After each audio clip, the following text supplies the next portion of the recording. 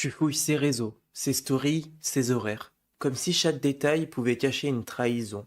Je veux te rassurer, ce n'est pas de ta faute. Si tu fais ça, c'est parce qu'un jour, t'as appris que la trahison pouvait tomber sans prévenir. Peut-être qu'on t'a menti, peut-être qu'on t'a quitté sans explication. Et ton cerveau a retenu, si je baisse la garde, je vais souffrir. Alors aujourd'hui, tu crois que si tu ne surveilles pas, tu vas forcément être trahi. Mais à force de vérifier, tu t'épuises toi-même et tu finis par blesser l'autre. Parce que ton partenaire sent qu'il n'est jamais pleinement digne de confiance à tes yeux. Et toi, tu restes piégé dans un cercle. Plus tu contrôles, plus tu doutes. Plus tu doutes, plus tu contrôles. En réalité, ce n'est pas vérifier qui te sécurise, c'est apprendre à te sécuriser toi-même. Regarde, certaines personnes ne fouillent pas, elles ne vérifient rien, et pourtant elles ne sont pas trahies. Pourquoi?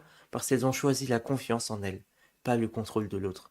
Alors cette semaine, la prochaine fois que tu as envie de fouiller, d'abord prends conscience. Ok, là j'ai envie de fouiller. Donc en ce moment, j'ai peur de perdre.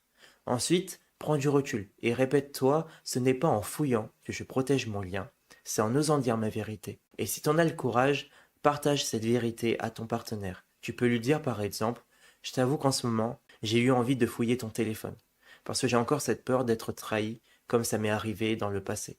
Mais je veux être honnête avec toi.